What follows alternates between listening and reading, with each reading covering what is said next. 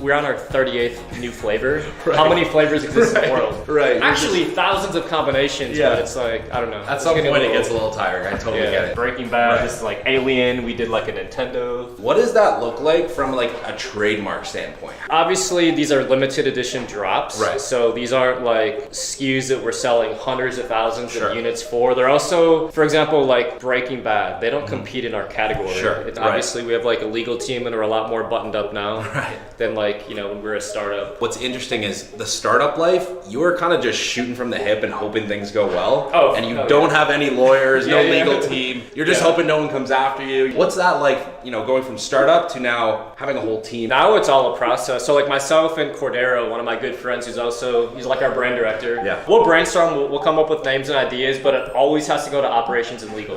So it's like, we might have these wacky ideas, but then they run it through the trademark. Before we didn't have that process. So the biggest difference is just like we have a process now. We have, you know, a chief operations officer. We have a lawyer. I think what's interesting though is you being able to tell that, because a lot of people want to get into these businesses but don't understand how many headaches behind the scenes there are of dealing with that kind of stuff. Having a team now, does that slow you down though? Because I think what's cool about startups and what's cool about being maybe even a solo entrepreneur at the start is you can just fire. You just have time, you speak. There's no one saying don't do this or don't do that.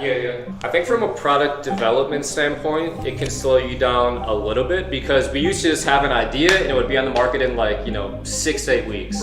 Now there's more of what's the marketing strategy, and like getting the retention department involved, getting the acquisition department involved, getting the marketing department involved. And now there's just a lot of people who have a say in different parts of product launches now. And there's a lot more of a strategy, because we're dealing with way more units now. It's like our product drops now have to generate millions of dollars.